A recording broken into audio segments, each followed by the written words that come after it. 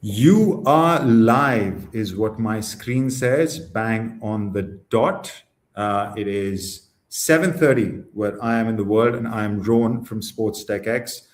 We are kicking off at 3 p.m. European time, was the plan. 7:30 India time, which is where I currently am.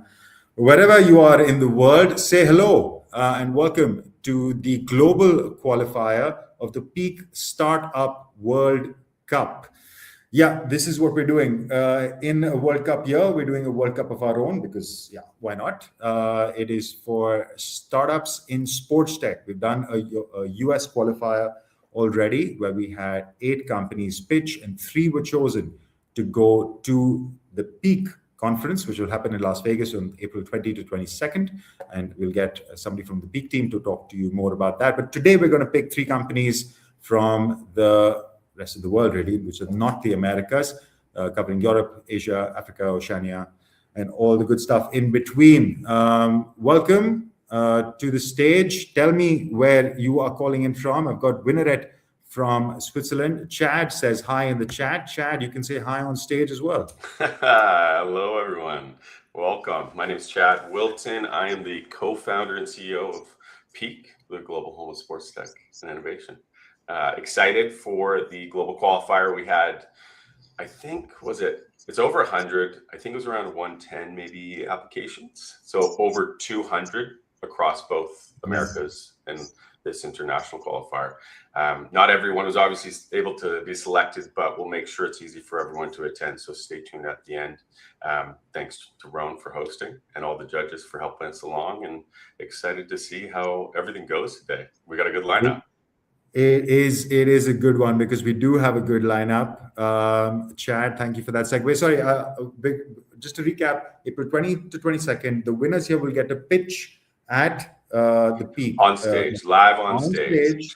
Live on stage to additional judge panels. And there is a slew of prizes for those that win. Yeah. It's going to be good. Including some cash money, right? We're going to work up some cash money. There's going to be a good chunk of value in for the winners. Honestly, anyone who is there at Peak, whether they're on stage or not, there is opportunity not only for deals, whether you're looking for like a scaling playbook or funding. Being at Peak will enable that. So if you don't make the qualifiers, you got to be there. And like I said, we'll make it easy for you if you stay till the end. We'll have a pretty massive discount for everyone. Yeah, exactly. What is that? Is that a breadcrumb or something? You make people wait till the end until you like a little bit. Yeah, good. Not my first rodeo. Not your first time. Not your first time. All right, Chad, thank you so much for telling us about Peak. I'm going to have you jump off and have on stage my friends and partners in crime for the session today. I've got Kun, who's kindly introduced himself as Ron's friend. Kun is from Apex Capital. I've got Matt from FIFA, who finally, it seems, Matt, that you can hear and see us. I hope this has worked. Touch wood, yeah. Touch wood. I mean, you're not going anywhere, Matt. For the rest of the time, you're going to be on stage. I'm going to pin you here. And I've got Rebecca as well. Thank you, my esteemed jury. For today's session, I'll give it over to you to do a quick intro about yourselves, please. Starting with Rebecca, maybe.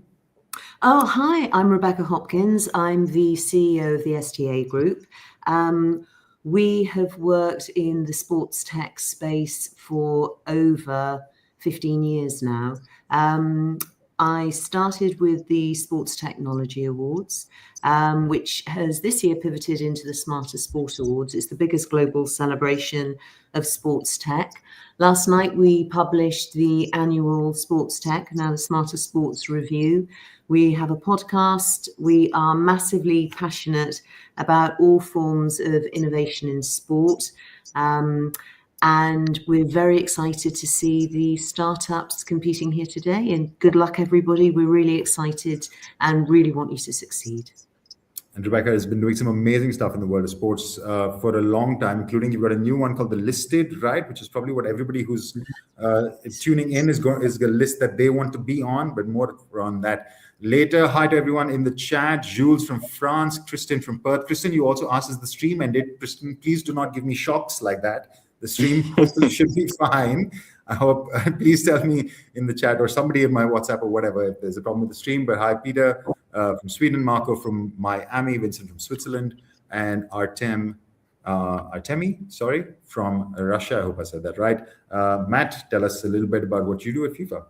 Yeah. So dialing in from FIFA HQ here today. I lead our commercial strategy and innovation team. So my role sits at the intersection of technology, commercial growth, and major events, obviously building towards the World Cup this summer.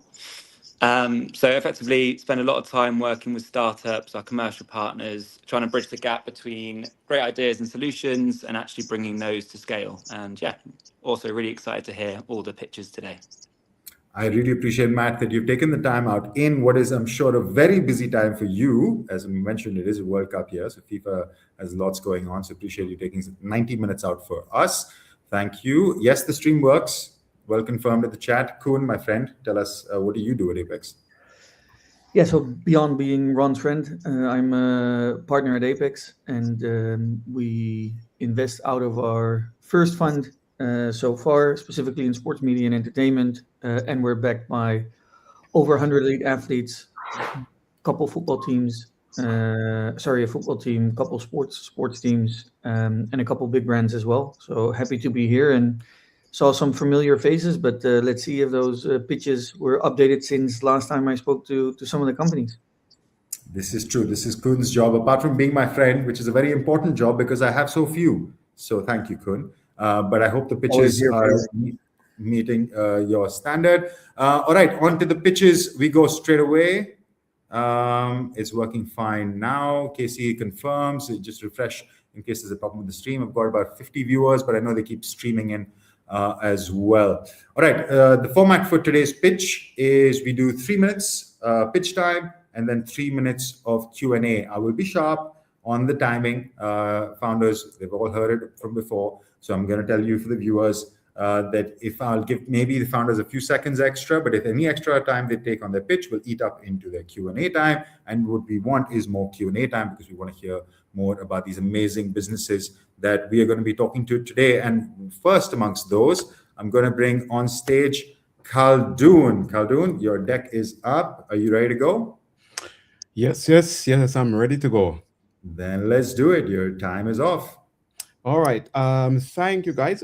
So I'm Khaldoon, co-founder of SportsTechX. So we have built the world's number one and most accurate AI run in gate analysis technology for injury prevention and performance improvement. So this all starts from a personal background. And as a former athlete that got many injuries, and I discovered the cause of those injuries when I go to biomechanics lab. But the issue with labs is that they are expensive to set up, requires many space. So not many of them are in the world. So I decided to solve that problem. And that is SportsTechX. We have built an AI biomechanic analysis that can be done from anywhere. You take a video with a smartphone, and we deliver lab quality results with an insights and recommendations. This technology and has a growing demand, and it serves both medical professionals who are trying to help their athletes to return to play well, and also retail stores and brands that want to help their customers to find the right shoes. And in both of these markets, we have made tremendous traction over the past 12 months. We have signed some major brands and retailers, and we have had more than 500 B2B customers and inside the medical pro sector.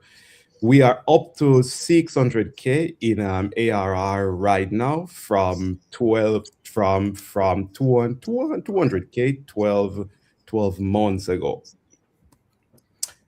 We are an experienced and fantastic team to make this venture work. So myself, I have led startups for many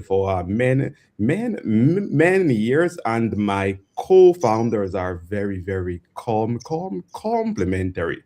We are a team of 16 full-time and employees. So we are not raising funds yet, but we are opening around in 1 month time for 4 million.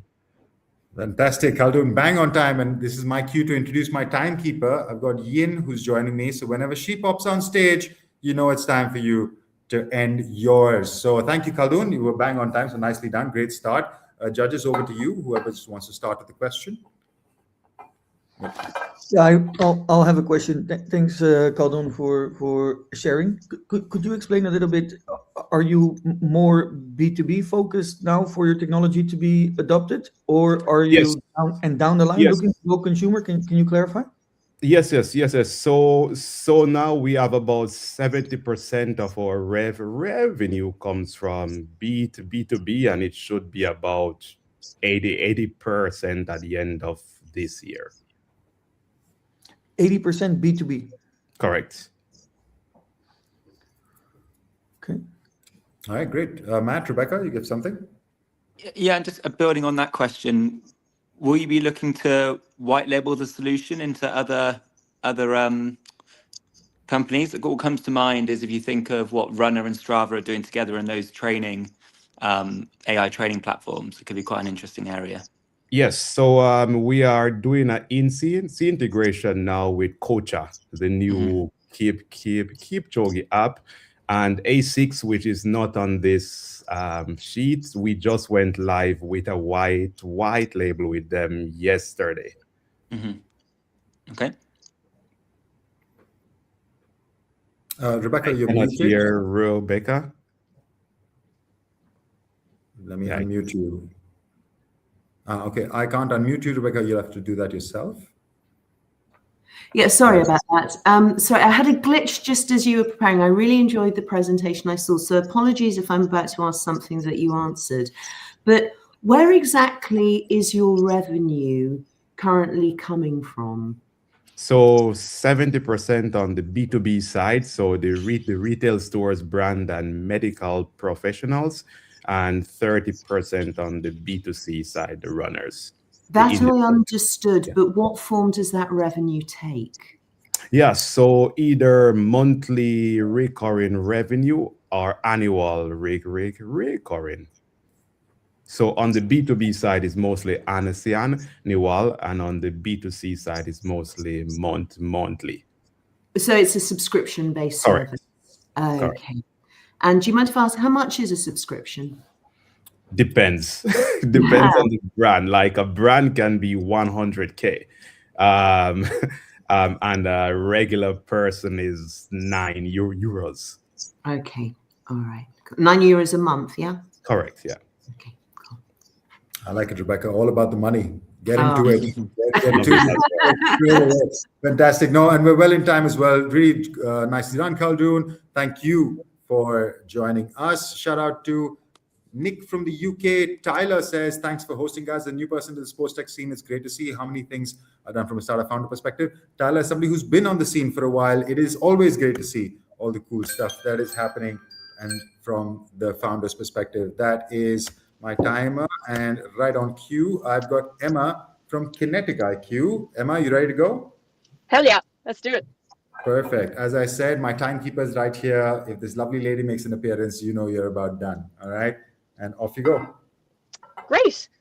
Did you know that almost 40% of people injure themselves in the gym, especially when strength training or even just running? Also, did you know that injuries in the NFL alone cost over $700 million every year? As a competitive Olympic weightlifter, I deeply understand how critical proper movement technique is. Currently, for athlete assessment across performance, rehabilitation, and scouting, sports coaches and therapists rely on their eyes, bulky hardware, or entire biomechanics labs to get the key data that they need. They simply can't scale across an entire team. My name is Emma Meehan, founder, CEO, and CTO. When I'm not lifting weights, I'm writing code. I'm a scholarship computer scientist and previously a software engineer with Cisco. Together with Sean, who brings more than 8 years of senior sports tech sales experience, we built Kinetic IQ. Kinetic IQ is the intelligence infrastructure for human movement health. Our first product puts the biomechanics lab into the palm of your hand. Using AI and 3D scanning, we built a completely individualized optimal movement model for a person's body type, using nothing but a single mobile phone. No sensors, no wearables. Our key differentiator is that we are more than 95% accurate compared to the full-scale biomechanics labs, but with results in less than 1% of the time, even running offline. Sports coaches and therapists are blown away with how this saves them dozens of hours and gives them that performance edge they need to win championships. After launching in 2025, we already have paying customers in some of the biggest sporting leagues in the world that you can see here, along with advanced pilots in the NFL and English Premier League.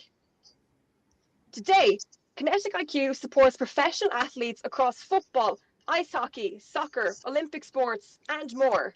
But this isn't just a pro sports play. Kinetic IQ is the fastest, most accurate, and most portable solution for human movement. In addition to elite sports, we already have demand from healthcare, consumer fitness, workplace, and more. Our architecture is completely modular, meaning that we can scale into any kind of movement, not just the gym. Musculoskeletal health costs the US alone over $500 billion annually. LiDAR in smartphones and AI now primes this multi-billion-dollar market for disruption, and we are already a front runner. We're moving fast. We're raising a seed round of $3 million to win in pro sports leagues in the US and Europe for 2026 and to accelerate our healthcare expansion. Back the winner. Back Kinetic IQ. Super. Again, bang on time, Emma. Thank you so much. All right, judges, off you go. Who wants to go first this time? I can kick it off this time. Thank you. That's a really, really good pitch. Going back to your three market phasing go-to-market strategy, what's the thinking of the ordering here? And what do you see as the biggest opportunity apart from obviously the TAM you've got there on the slide? Yeah, so for sports, we've seen a really high demand and pull because of this pain point around trying to measure movement quality. So our version 1 product is around getting that key data to allow practitioners to make the best decisions. Where we see the real biggest opportunity for this long term is on that consumer side. So coming from the original idea for myself of, okay, I'm training for weightlifting competition, my coach isn't here, but I want technology to help me in real time with my movement quality. So that consumer play is where we see the long term, by far the biggest market for this. But we see healthcare and sports as those key stepping stones for validating the product accuracy data and the stickiness and usability. Okay, very clear. Thank you. Thanks, Matt. Super. A couple questions. Thanks for pitching, Emma. When it comes to actually measuring the movement, how prone to incorrect, let's say, setting of a smartphone is your technology, or can you literally put your phone anywhere, any angle, and the technology still works the magic? No, great question, Cohen. So in terms of how that works, we utilize the LiDAR 3D scanner combined with the regular camera data on the phone. So we can do a lot of occlusion on this, which means that we can validate to a high level of accuracy depending on the angle. But for that lab grade of accuracy of more than 95%, we have protocols built into the app, which shows exactly the best way to set it up and then locks into place to get that highest level of accuracy. And is that also the reason why you specifically do, let's say, in-gym movement so that the background is more stable, or can your technology also work with noisy backgrounds, for example, people walking past or something like this? No, we can work in noisy backgrounds. That's the real advantage with this LiDAR 3D scanning, because we lock in on the key person in frame. And if there is a busy background or people walking behind, even outdoors, we exclude them from our analysis. So very practical, used on the pitch, in the gym, or in the clinic. Rebecca, we have time for one quick question if you have one. Well, full confession, Emma and I have known each other a little while through various systems. So no, I don't have any questions. Thank All you. good. Then we can keep it moving. Thank you so much, Emma. Nicely done. Thanks, We're doing everyone. very well. We're doing very well on time, people. Such a organized, well behaving bunch. Let's see how the next ones go. Luis, I'm pulling you up on stage from Hello, AI. everyone. Luis, you ready to go? Sure. And then your time starts now. Hello, everyone. This is Luis, founder of Able. Before talking about Able, let me start with a little story. This story starts 3 years ago with the 4 founders of Able.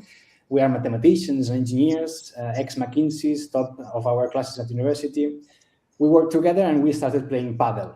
And we experienced one of the issues that paddle has, and probably most of sports have. That is matching with other players that have the same level you have, right? Otherwise, when you play matches against people that are way better than you or worse than you, you end up frustrated, right? So this is a problem for the player, but not only for the player, because it is also a problem for the clubs, because if the clubs knew the level of the players in advance, they could create better training, more efficient for improving, and also they could create better competitions and events, right? Because tight competitions are more interesting and can create better engagement with the players, right? So in this context, the 4 of us came with the idea of creating Able. So what is Able? Able is an artificial intelligence proprietary that we have created. We install cameras on paddle courts, and the AI is capable of tracking the ball and the players on the court. And with this information, the AI is capable of creating any statistic about any aspect of the game you can imagine. Also, highlight videos, recommendations for improvement, you name it. And not only that, we also created this software that, based on all this information, can provide an objective player level, a number from 0 to 7, to solve the problem that I mentioned before. This software has been tested with professional coaches. Actually, the best coach in the world in paddle has joined us. The best female player has joined us in our team. So we have experience in that. And we also have published it in scientific papers. Now, you might say, okay, you have solved the problem, but is it a problem that you had, or it's something that applies to many other people in the world? And I would say, let's go and see the market of paddle. Now, in the last 5 years, paddle has grown exponentially.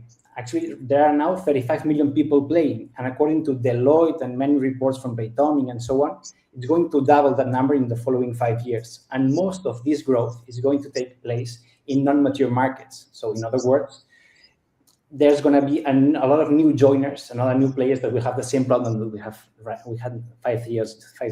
3 years ago. Sorry. So why Able can make a difference?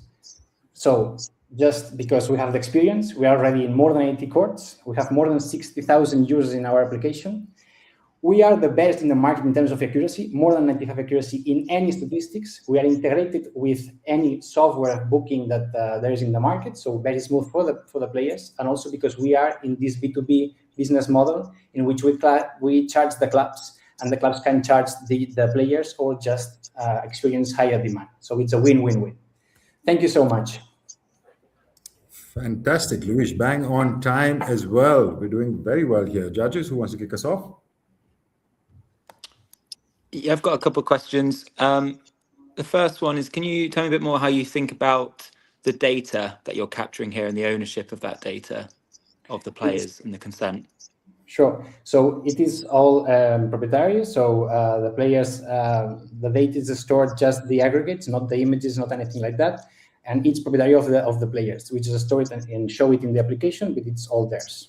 We have in our servers, but it's protected in that term. Okay. And the second question is, Are there other secondary revenue streams you're thinking on in terms of, the performance side, for example, in coaching? Can you expand a little bit more on that, Many, please? many, many. Actually, the one that I showed is the primary product we have, but we also provide software for schools to track the planning of trainings, to organize the schools, etc., etc. Also, we are working hand by hand with professional players, and we charge them a specific analysis on their professional matches in the federation. We also have an agreement with the FIP, the International Paddle Federation, and the idea is to develop this AI to provide actual statistics for the best, let's say, the FIP, the Premier Paddle matches, so real matches on real time. So there are many other streams of revenue that we can explore, but this explain is the main one, let's say, right now. Okay. One very practical question from my end, but do you work with off-the-shelf cameras, or have you developed your own camera?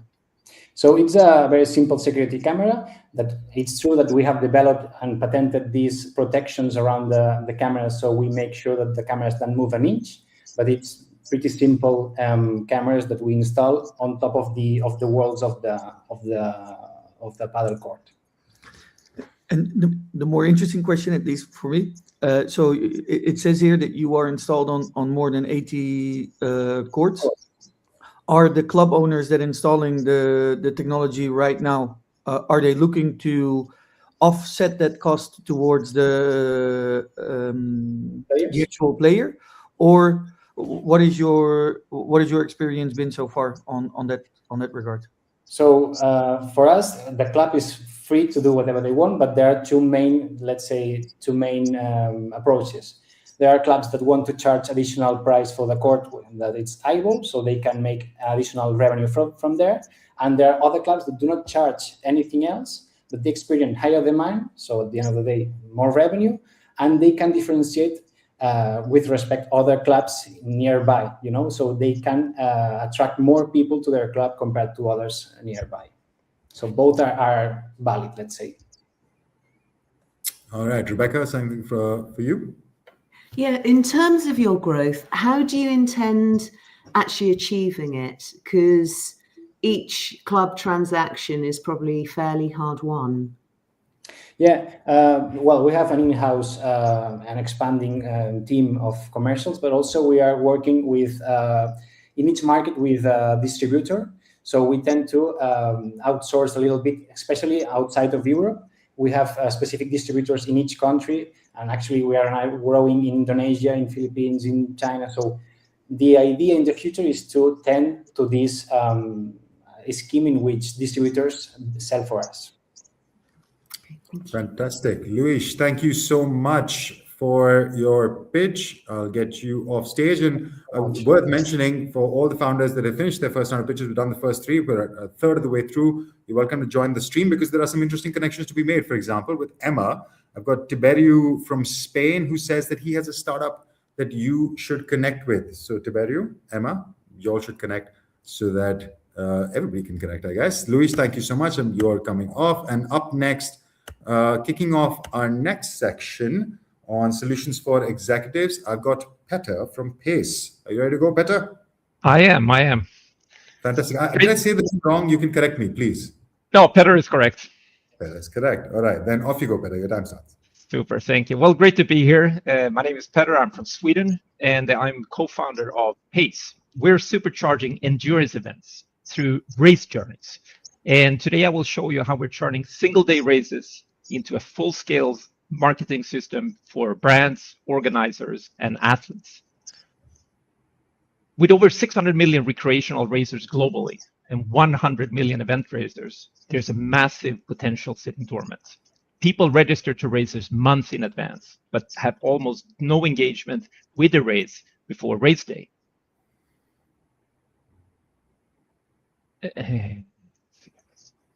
Pace gamifies and personalizes the journey leading up to race day, keeping racers motivated, organizers supported, and brands engaged. This race journey keeps runners coming back again and again. So what we do is that we transform a single-day race into a 100-day story using AI and gamification to increase engagement and retention. 2025, it really marked a major inflection point for endurance sports. We're seeing a record demand. For example, we saw 1.1 million ballot entries for the London Marathon 2026. And we also see a massive growth in race demand, fitness apps, and wearables. So what's our go-to-market strategy? Well, it is this. First, we win the organizers with tools and monetization with our world-class event platform. Second, we engage racers with the event app, including content and gamification. And then third, we give brands a way to invest in the race journey itself, in the training, in the preparation, and in the community. So where are we today? Well, we already hit the 250,000 annual registration milestone. We have about 10 million euros in gross transaction value, and we operate in 30 countries. Our portfolio spans the full spectrum of endurance sports, not only running. And looking beyond, or looking ahead, we're aiming for a gross transaction value of more than 80 million euros by 2030, 26 million euros in revenues, and onboarding 2.5 million registrations annually. The background is that when we started, we had our revenues coming from mostly commissions, but then we added more revenue drivers. So today we're driving ARPU through commercial partners and racer add-ons. And going forward, which is most exciting here, we scale with personalized offers, upsells, and in-app commerce, which turns every race then into a monetization engine. The team is including 2 second-time founders, including myself. We have a very senior team, world-class athletes in athletics and endurance sports, and we also have deep domain knowledge in sports and community building. Right now, we're raising our seed round of 3 million euros to scale across Europe, and it will fund our expansion into the DACH region, so Germany, Austria, and Switzerland, to position Pace really as the category leader here in endurance sports. And with Pace, we really believe that the race journey has been overlooked for too long, and we're here to own it end to end. Thank you. Speaking of too long, Petter, you were just a bit over, but I'll give you that one. You had the 10 million GMV mark, which I think perked everybody's attention a bit. Not a bad place to start. I would have led with that line, perhaps, if I was you. Rebecca, I'll let you lead the questions this time. Yes, thank you again for a good presentation. Just to say, you've got the 3 areas of brands, event organisers, and participants. Where is it with those figures you see most of the growth coming? It's we started with the brand, so we have a platform where we help organizers with everything digital for their race. So that's where we started. We took a ticket commission, but our whole end game here is really to build this B2B2C business model. So once we have the runners or the participants on board, that's really where the monetization engine comes in. So there we have sponsorships or commercial partnerships with brands. We have affiliate sales. We have upsells with different products and services, and of course we also have a small subscription service for the members. Most of the stuff is free in the app, but we also have a premium, some premium features. Okay, thank you. Very cool. Cool, Matt. Petter, trying to understand it. So right now, how it works is that if you want to organize the marathon of whatever, it doesn't matter, City X, you handle everything for that organizing committee, including ticketing. Yes, and that's where you're okay. So you do the ticketing part as well. Have you considered, because knowing there's, let's say, the marathon organizers a bit, they're quite stuck in their ways. Do you offer your value-add services in absence of the ticketing platform as well? So you have a far larger market that you can address that are all signed up with the bigger ticketing platforms? Two answers to that question. One is that if you look at the market for running event organizers, you have small, medium, and large-sized events. So think about London Marathon and Berlin Marathon and so on. These are the large events. Usually we don't attract or approach those. We go to the small and medium-sized races where we have this one-stop shop for everything. And the beauty of that is that we are exclusive as a ticketing service and the whole registration platform for these events, meaning that all the participants in these races, they come through us.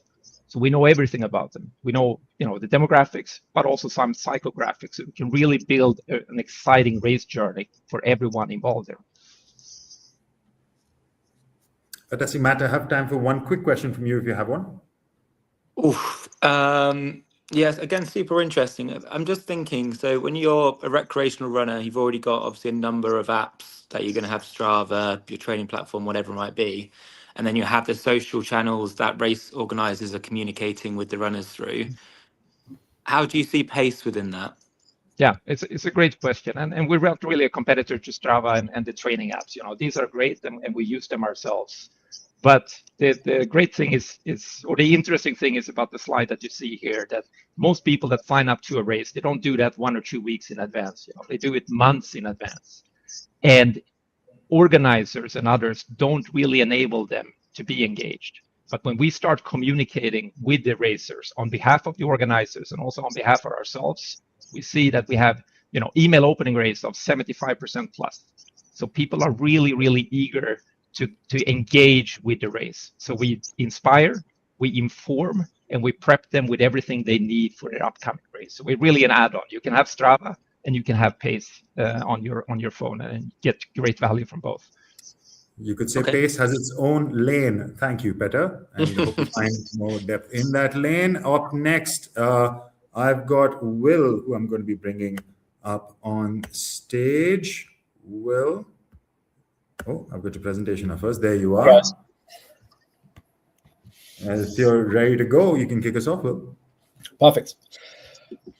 Billions are spent every year by sports organizations and event managers on matchday logistics and driving fan engagement. But yet there is a clear lack of oversight over a massive part of the fan journey, which is how do fans get to the stadium and what do they do when they're on site?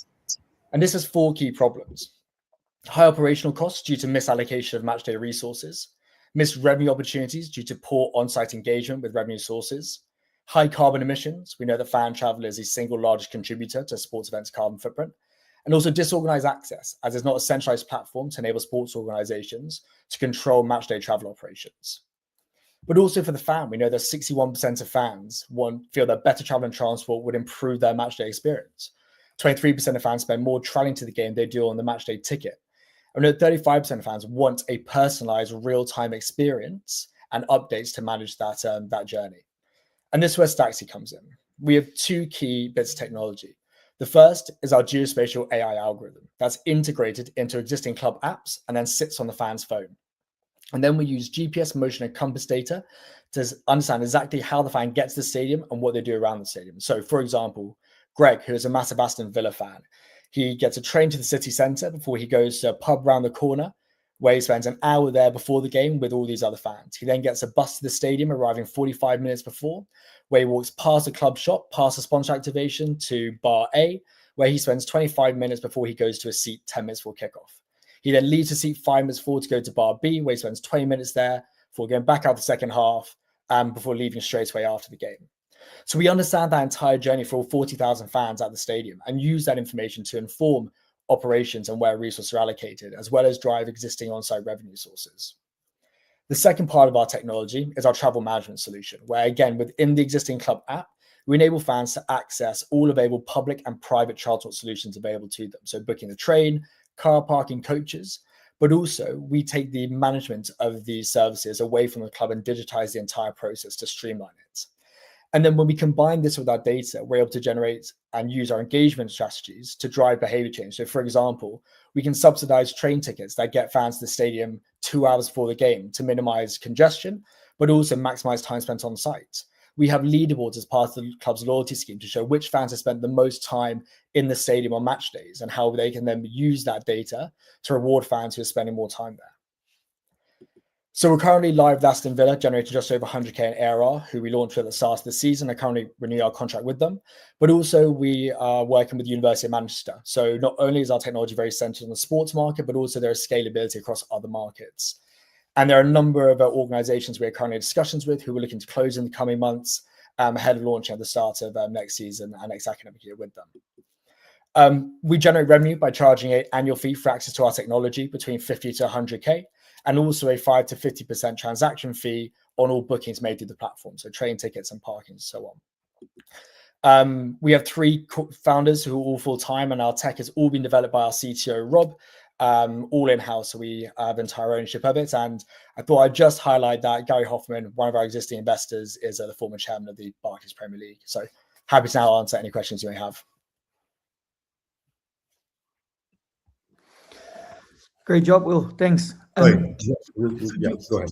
Could you dive a bit deeper on your case with Aston Villa? So when were you integrated with them? And can you tell us a bit about the usage or how it potentially changed behavior, or how you can measure or quantify the change behavior for Aston Villa using your technology? Yeah, 100%. So we launched our travel management technology at the start of the season, and that was purely around shuttle buses, coaches, and trains. The actual data collection system is going live in the next month as part of the wrap, as part of kind of our launch phase. So for some of the insights we've already kind of generated we've seen over a 400% increase in digital shuttle bus ticket sales.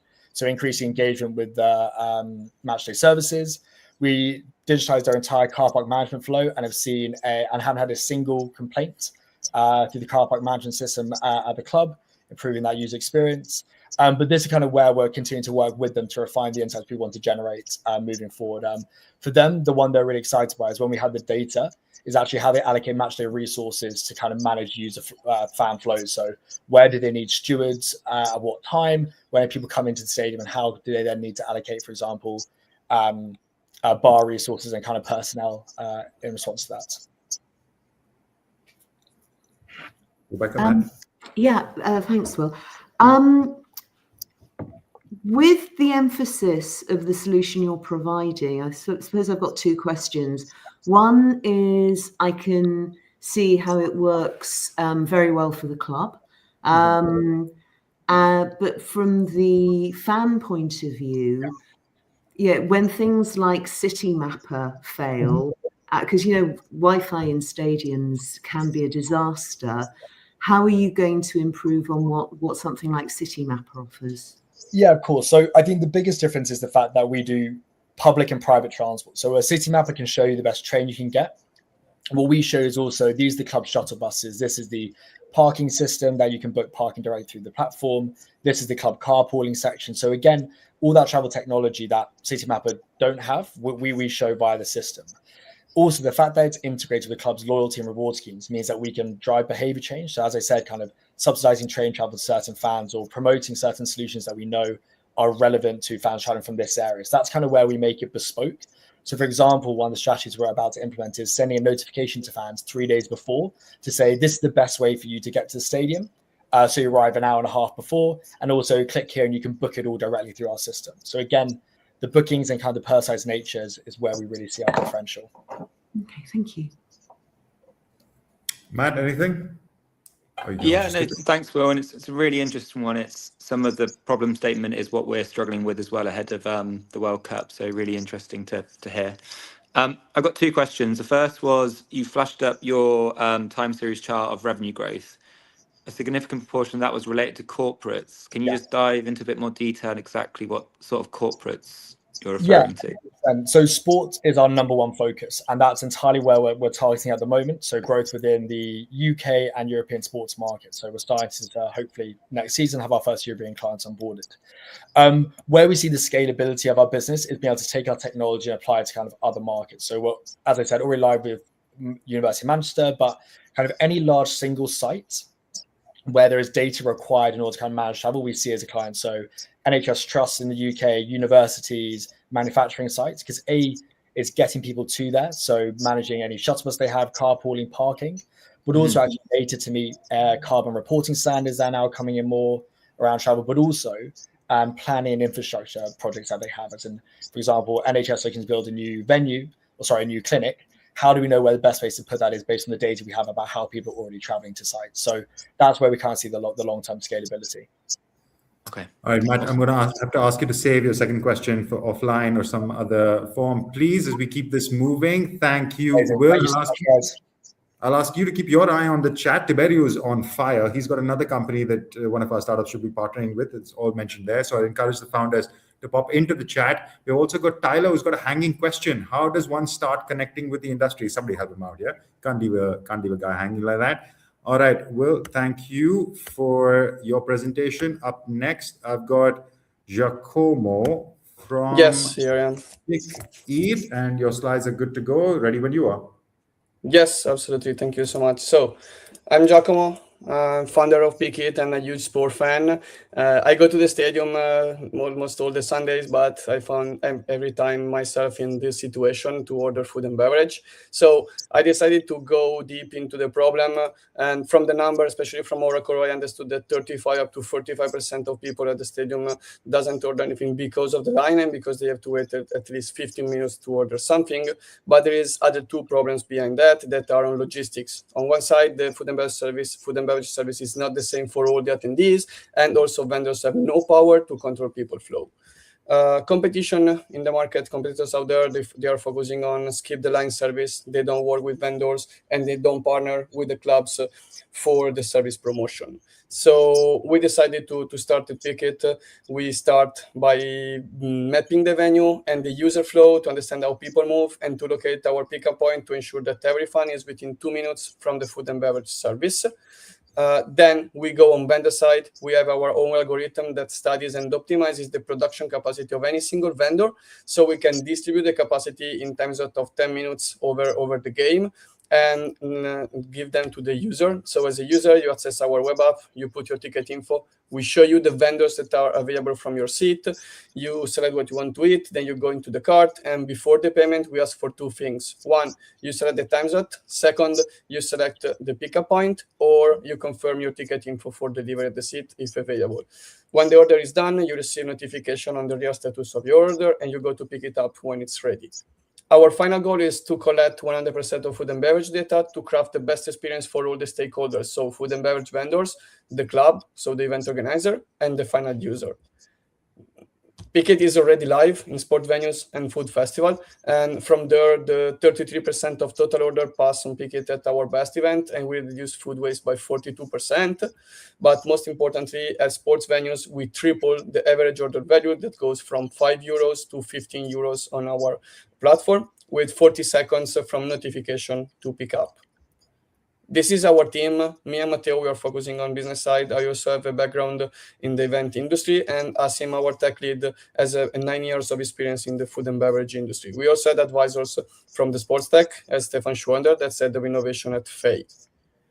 We earn a setup fee per venue and monthly subscription plus percentage fee on sales from vendors, but we also partner with the club for the service promotion. This is the size of the event market. We split it in 2 different segments. It's growing by 13% year over year, and the market that we are attacking it values 50 million euros. And right now we are raising 800K for reach the 100% of data collection and acquire more than 50 venues.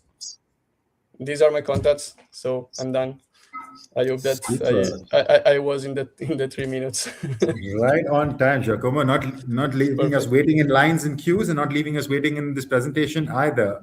I know we've lost Matt for a second, but he's going to pop back in the meantime. Rebecca, you want to kick us off? Yes, thank you very much, Giacomo. Would you mind just going back probably about 6 slides or so? I was interested to see the traction. Yeah, no, the next one, the traction you've got so far. And in terms of how you've engaged, because I've seen a few similar solutions over the years, nothing quite this sophisticated from the glimpse I've seen. And the big challenge they've always found is that concessions aren't always, if it's working, they don't care if people are queuing for beer, just providing they're getting the money in. And breaking through that barrier can be a real challenge. How do you propose making the clubs listen to you? Because other people have tried and not necessarily succeeded. So absolutely, the first thing that impact that is this data. So each vendor is has 5K revenue loss per game. So at the end of the year, for an average stadium, is 1 million of revenue loss. So that's from where we start. Then our algorithm that actively studies the production capacity of any single vendor.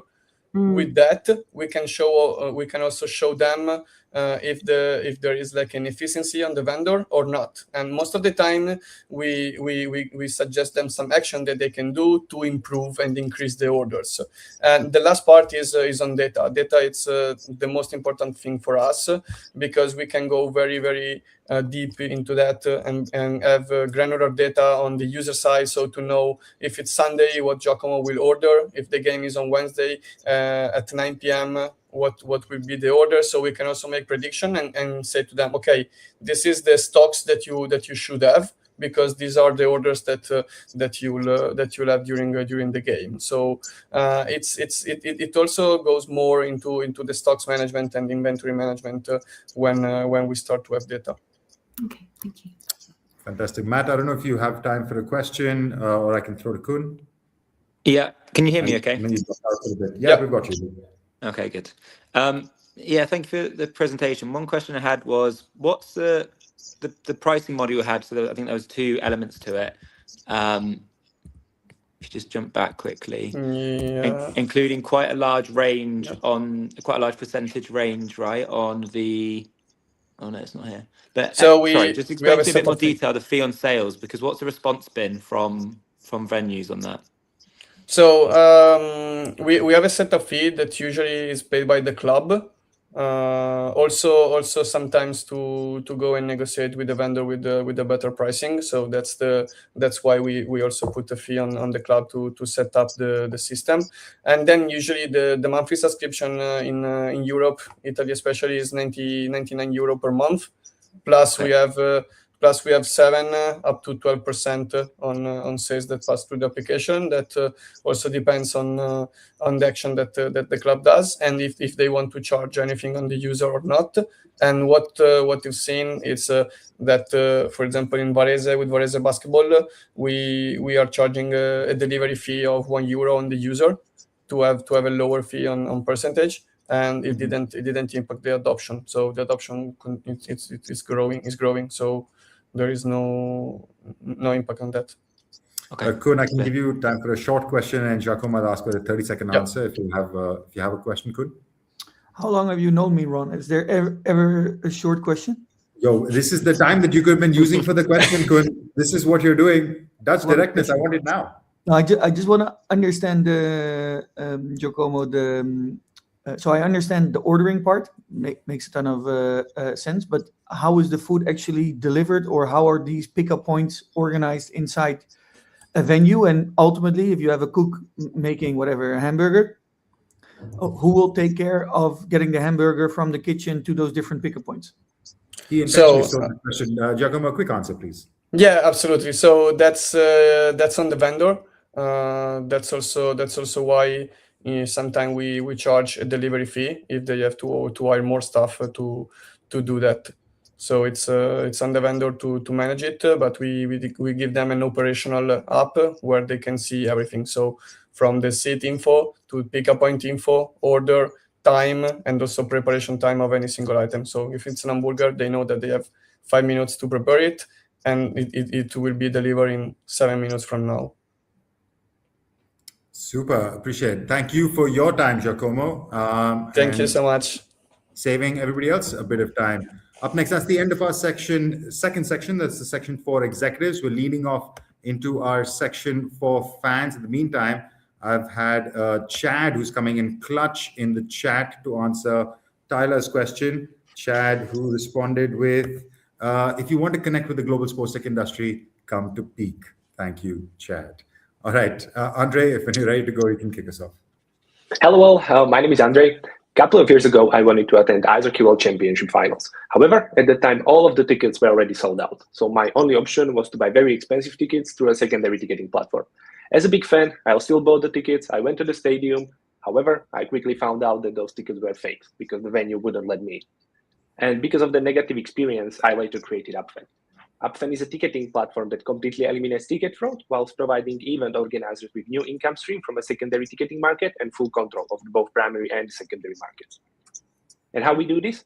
So in Upfan, we are using special changing QR codes with encryption. And because of that, you can't really resell our tickets outside our ecosystem. You can't resell those tickets through the platforms such as Facebook Marketplace, StubHub, via GoGo, where the ticket fraud or ticket touting usually happens. So the only way how to resell our tickets is to use our platform where you bought those tickets in the first place. And because of the fact that we are centralizing all of the ticketing means we can guarantee a few things. So firstly, we can guarantee 100% authenticity of all of the tickets. Secondly, we are allowing event organizers to profit every single time their tickets are resold on the secondary market. And thirdly, we also allow event organizers to cap maximum resale prices. So the fans are always buying tickets at the fair prices. And not only that, due to the fact that we have all the ticketing under one roof, we also provide our organizers with very good data analytics. We have our own CRM for them. And we also offer various fun engagement and gamification functionalities such as quizzes, pools, feedback forms, loyalty rewards, or automated and personalized notifications that they really like. Since July 2024, when we created UpFan, we already onboarded 11 paying clients. Among them are mostly sports teams from Slovakia, Czech Republic. We also work with a football club from UK, and we one football club from Dubai. For the next season, 2026-27, we already signed LOIs, letters of intent, worth more than 250,000 euros from one of the major organizations in our region. Here you can see the sizes of both primary and secondary market and how we are going to capture market share. Unlike our competitors, we profit from both primary and secondary sales, which means that we can offer lower fees. And on the top of that, we let the organizers profit from the secondary market. We let them generate new income that is currently just being lost to unregulated markets. And also, we are the only platform that can 100% guarantee the authenticity of the tickets. This is our team. It includes myself. I used to work across sports teams in Slovakia and UK, and also studied sports business. And my three very talented co-founders were technical, full stack developers, and they also have various experiences working with one of the biggest startups in Slovakia. The best platform on the market. That's what one of our clients said about UpFan. He also used to work as a ticketing manager at NHL club Tampa Bay Lightning. And some external validations. In April 2025, we managed to win Ticketing Business Forum. We won the award for most innovative ticketing platform, and we caught the attention of organizers like Chicago Bulls, Tennis Australia, Juventus Turin, Welsh Rugby Union, and so on. And two of them that I mentioned already signed LOI for us. So thank you so much. Your tickets, your rules is our motto, and thank you. Fantastic. Andre, I really like that picture, by the way. That was a very cool stadium. If you tell us which that was. Kuhn, my dear friend, I will start with you this time. Thanks for pitching. Could you explain why this would be best as a separate app rather than as an additional functionality into other ticketing platforms? Yeah, due to the fact that we offer this, let's say, all-in-one solution for smaller and middle-sized sports clubs, we don't want to go through like the biggest sports event and biggest sports organization in the world. We believe that the spot for this all-in-one platform for ticketing, data analytics, but also for marketing lies in this like let's say smaller or middle-sized sports teams where we believe is our sweet spot. And those organizers usually use some either marketplaces for their ticket sales, or they usually don't have their own purpose-built platform apps. Whoever next, Rebecca? Matt? Yeah, thank you for that. Can I just ask, do you tend to white label? I was interested when you said that the WRU had used them, because I was going to say to you that there are a lot of organizations I'm aware of who've already set up their own ticket reselling apps. But have you is that an example of you white labeling, or are they, okay. You say you've white labeled for people. It's No. I mean, let's say we work as an intersection of marketplace and white label platform. There are some parts where those organizers have their own spot for like organizer page, let's say, where they only where their fans can only see their events on our platform. So it works like white label, let's say. But there is also a second bit which works more like a marketplace. So we are trying to combine best of both worlds. For it can be said that yes, we are in the intersection of both white labeling and marketplace. oh, okay, lovely, thank you. Matt? Yes, do you mind just jumping a bit more into where you see your areas of growth and your go-to-market strategy to capture that growth? So here is the go-to-market strategy. In terms of like go-to-market strategy, currently we are focusing on the CEE region, where we see pretty good growth. Hopefully, we have very good pipeline for the next season from one of the major ice hockey clubs that we have here. We also have various interested clubs in UK from lower tier leagues. That UK is one of the best markets for us, definitely. We would like to use, I used to study in UK, and we would definitely like to use alumni network of our university, or of my university, as a growth engine in this case. And we are also trying to explore some exotic markets, especially Nigeria, where we also have very good contact, because one of the ministers of sport in one of the states in Nigeria is my former classmate, and he really liked what we do, and that's also way how we would like to capture these markets. How we think about this go-to-market strategy, similar as I mentioned before, we don't really see ourselves as competitors to, I don't know, the likes of Ticketmaster. We would like to be present where they are not present, if it makes sense. Yeah, it makes sense. And that would be a good strategy. Andre, thank you so much. Your time is up. We're really on the home stretch now, people. We've got our last two companies coming up on stage, starting with Ashima from LiveXP, whenever you're ready. Hi, everyone. Thanks for having me here. My name is Ashima Saxena. I'm the co-founder of LiveXP, transforming fans' dreams into reality. This whole idea started with my son's wish to go to the stadium as player mascot with his favorite hero. And I thought, I will make that happen. But then I soon realized I do not know how. The problem is that there is no easy way to access special moments with our favorite teams and players. We all know that the fan behavior is changing. They seek reciprocity. They want connection, meaningful access to meaningful interaction. But sport teams are unable to deliver them at scale. The problem is that most sport organizations are either short on resources, short on budget, and definitely short on technology expertise. This is creating a huge gap between fans' desires and sport teams' engagement potential. Our goal is to bridge the gap between sport teams and organizations and fans. And the way we do it is by offering them an AI-powered white label fan engagement platform that allows them to turn everyday assets into personalized revenue-generating experiences at scale, whether it's in-game or off-game days. Today the space is fragmented. One tool for raffles, another for auction, another for loyalty. LiveXP is the only all-in-one platform, AI-driven, fully compliant platform that covers the entire fan experience cycle.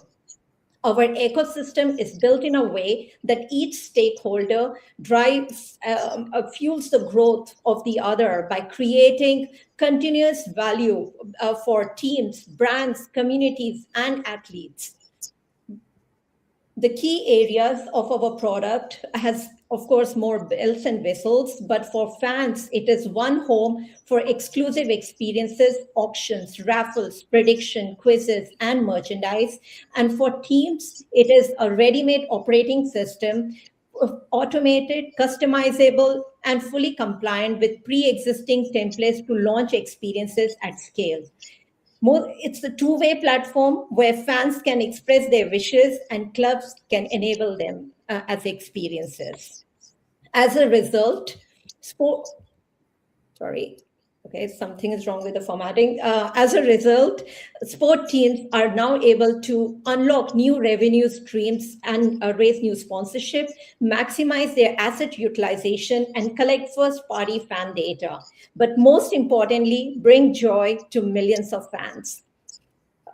In last 2 years, we have partnered with more than 20 B2B partners of the likes Tour de Suisse, Swiss Ice Hockey Federation, and a few Swiss professional League One ice hockey clubs. And this year, recently we went live in the United States with Boston College.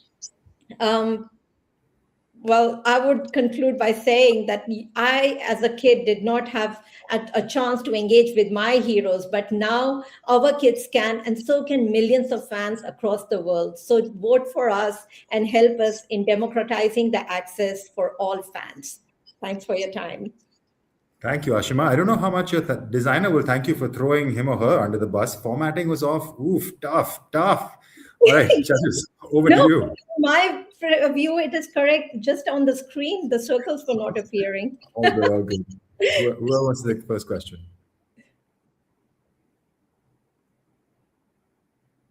Matt, I can jump in Rebecca. first. So just to understand, so when you go live with one of the Swiss ice hockey teams, as an example, is that their only digital platform then, or is it an incremental one to what they may already have existing? So they integrate us as their fan zone, and it's the only platform where they have then integrated their fan shop, their all the other they have, even the ticketing if they want. They can integrate. So it becomes even for fans, we can show the experiences in a calendar view. So if you are joining a game with a very focused date, there you can see here is the date, here is the event, here is the link for the experiences that are happening on that day, and here I can buy the ticket for the event. Okay, understood. Thank you. Can you maybe share how easy or not easy it is to, or how long it takes to sign up professional sports organizations to your platform?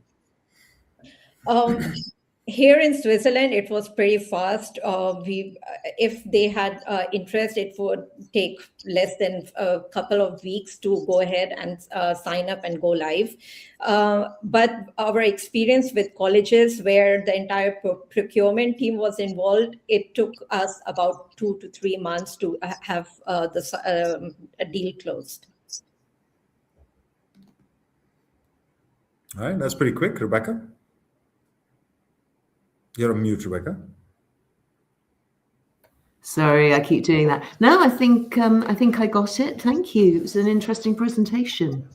Fantastic. Then we keep it moving. Thank you, Ashima. And last but not least, from the land of origin. Hello. From the land of my origin.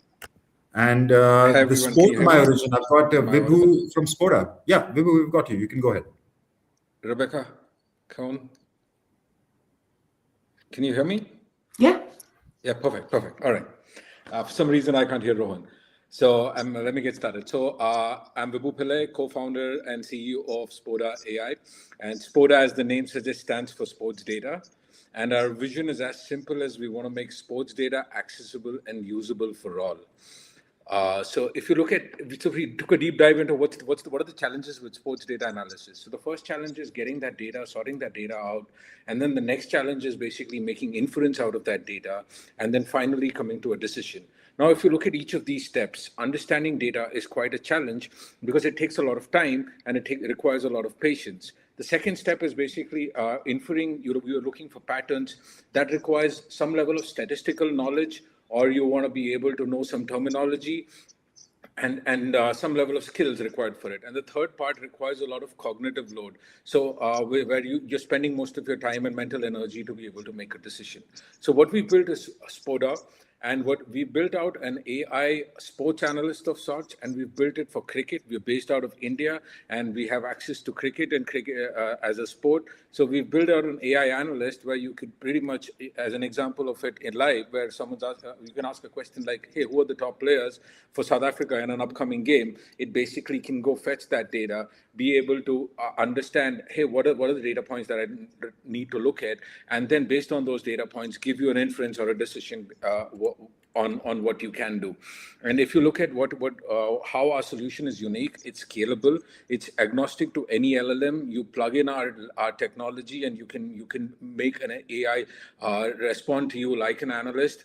And it's trained on cricket specifically, and it's cost efficient. When I say cost efficient, the number of token usages and how you can scale it across millions of users, millions of requests, that's something we can do. And we took around a year and a half to build this out. But for us to scale this across other sports would take around 3 months. some of the use cases. So once we've had the cricketing mind and a cricket analyst, our thought was, hey, what can we build it for? So one of the strong use cases that came out was from sports and news websites, where they're trying to increase the engagement time of their customers or the users on the website. So we give them an AI agent that they can talk to, chat to, and it's based on an article that a user is reading in terms of insights that can help them discuss and engage with that article better. And also they use our AI to be able to generate articles as well. So if you look at our revenue streams, I can divide it into 3 products that we've launched. First is for sports storytelling, where one of the biggest challenges is to basically be able to go through data and say, hey, what are the talking points? Which player do I talk about? Which battle do I talk about?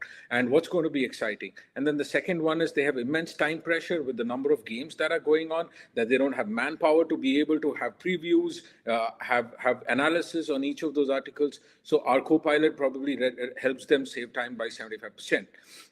In terms of our and the second one is we have users directly using our platform to be able to predict sports as well.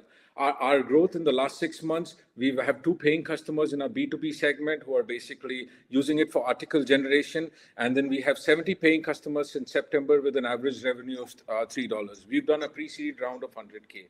Our customers, our team is basically comprises of around an average experience of 12 years in the content OTT space. We know consumer behavior. We also have people with an experience of managing multiple transactions. Get through it, Vibhu, get through it. And also 0 to 1 products as well. We're looking to scale across other sports. And thank you so much for listening in and the opportunity. What a great case for where the founder couldn't hear me, apparently. I don't know if he still can. I can't Vibhu, hear you, Rohan. I'm so sorry. You can't. I'm so Fantastic. So judges, please go ahead. Yeah. Don't hate me for it. Just a couple of seconds more. Yeah. Oh, good. Kuhn, Matt, whoever has a question, you're all your mics are all muted. Yeah, thanks for pitching. Where do you see the most relevance for a user? Is it more in engagement? Is it more to pick their fantasy teams? Where do you assume the willingness to pay is going to come from? So the fantastic question, Cohn. So the first thing we targeted were people who are fantasy users and sports bettors. And they were the users who pay us per match, and they pay us around $1 for a game, and they're able to and use our AI that's trained for the game. So that's our low-hanging fruit. And then the second one are content creators. Like I said, we have a customer called Cricket World. What we do for them is basically help them generate around 200 articles, maybe 20 games in a day. They're able to cover lower sports that are not too popular. With our AI Copilot, what would otherwise take 1 hour for them to write now takes only 15 minutes. I'm just going to mime this rest of it because Vibhu can't hear me anyway. Matt, Rebecca. Matt. I can't hear Rohan. Yeah, can you hear me though? Yeah, Matt. Okay, good. Can you talk me a bit more through how you see the evolution of the business model? So to look at it, I think initially most of our revenue is going to come from our B2B segment because somewhere they're paying customers. In terms of our B2C segment, we're seeing an evolution in terms of organic customers, people talking about it, finding and searching and getting to us, getting to know us. So we believe that initially most of our revenue is going to come from the B2B segments, primarily from sports media and also sports clubs and teams. And then eventually we believe that the revenue is going to come in from consumers and broadcasting. That's where we're looking to build. Okay, thank you. Yeah, have I got time for a question? Great. Of course. With this kind of AI, obviously there's the inherent issue of it getting it wrong. How and with and the other thing is obviously perpetuating established myths almost, or just by repeating something consistently, you've got that issue. How are you navigating your way past that? Yeah, could you give me a specific example with a customer that would really help me understand? Well, I mean, gosh, we've all seen, even with some of the big AI models, they just get the answers wrong. Correct. Because of AI interpretation of information isn't always accurate because it's so literal. How are you bypassing that? Yeah, fantastic question, Rebecca. So one of the biggest things is we have a database by ourselves that we maintain, and we have and our AI is capable of fetching that data accurately. That's where our technology is extremely unique. How we built that layer of tech that we built allows you to fetch that data accurately. And then we also have some guardrails to check, hey, if the data is absolutely wrong, is it sticking around in the ranges? And if at all we have some level of confusion, we don't even show that to the user. And then our AI uses, let's say there are 10 data points, it's not sure of the 3, then it would use the 7 data points and give you an answer with the medium level of confidence. Okay, all right, thank you. All right, Vibhu, I think your answer was a bit interestingly constructed, much like this premise that you can't hear me, I believe. The fact that he's smiling, I'm like, I'm not buying this part. I think it's quite convenient that you couldn't hear me the last time. Can somebody tell me what he's saying? Yeah, fantastic. All right, Vibhu, off you go, man. I'm getting you out of here. You are done. All right, guys, that is a wrap for Judges session. Judges, quick thoughts. How'd you feel? That was good. Interesting. Lots of different stuff, and good to see a couple of familiar faces. And yeah, I guess everyone should get their tickets for the Peak conference, huh? Yes, they should. See, Kun doing your work for you, Chad. I brought you back up as well. I love it. I love it. Yeah, I mean, we can take a bit of time now because, like I said, we wanted to be out of here in 19 and we're buying on 75. So we've got a couple of minutes if you guys have to spare it. But one of the intentions of constructing this group was like there was a nice variety in terms of the solutions and what topics they covered and all of that. Did you feel that, Rebecca? Did that come through? Yeah, no, I think it's an exciting reflection of the landscape that you were able to feel so many interesting, articulate, well-considered technologies, and from my behalf, I think it's always great to see just how things are developing. And what's also, having been in the industry now a very, very long time, what's interesting is ideas are coming back around, where people have tried them previously. New entries into the market are coming through and trying them fresh with a fresh perspective. And one thing that my final point that I would add, and it's almost as much counsel as it is an observation, one of the things that we see repeatedly with young sports technology companies is you've got to have people on your board who can help you kick down the doors and get you in to talk to your customers. Because if you create something, not necessarily in isolation, but without the ability to network it and market it, you may have created something fantastic, but unless you've got somebody who can facilitate those introductions to the people to whom you want to sell, your job is going to be a lot harder. So it was fascinating where people were sharing who was on their advisory panels or who was on their boards, how they were made up. Yeah, fair point. It's always about who you know, right? It's a big, especially within the sports industry. And I agree with you, Brian. It is a great group here. Matt, your thoughts? Any of these pieces that are probably far too late in the day to consider it for this edition of the World Cup, and might be something down the line? Yeah, you'll give me a heart attack if you start to propose this World Cup. No, I think a lot of interesting tech. I think, especially across the breadth of what we do at FIFA, that everything ticks a certain box at FIFA, whether it's the performance side, the myriad of events that we have. And yeah, just to chime in on Rebecca's point, I think really good pitches. And for us, again, we see a lot, and I think it's always key to quickly show the tangible ROI on these solutions when you get the chance to present them to people. That is true. I've had a quick peek at the scores, and I think we have an idea of where this is going to land. With Rebecca, of course, we're waiting to get your scores in. So we'll take our time. There's no rush. We will compile and then publish. And before all of this will feed into peak. Chad, what these companies can expect to see on stage in Vegas. The first time a conference like this, I mean, without the silly lead up, but I mean, there is something real. When we started first having this conversation, Marco, I saw in this group at some point in time at the start, reached out to me, I think on this part of almost 2 years ago, 18 months at least. And hey, we have this concept of, is there space for a sports tech industry in event at scale, at real scale. Yeah.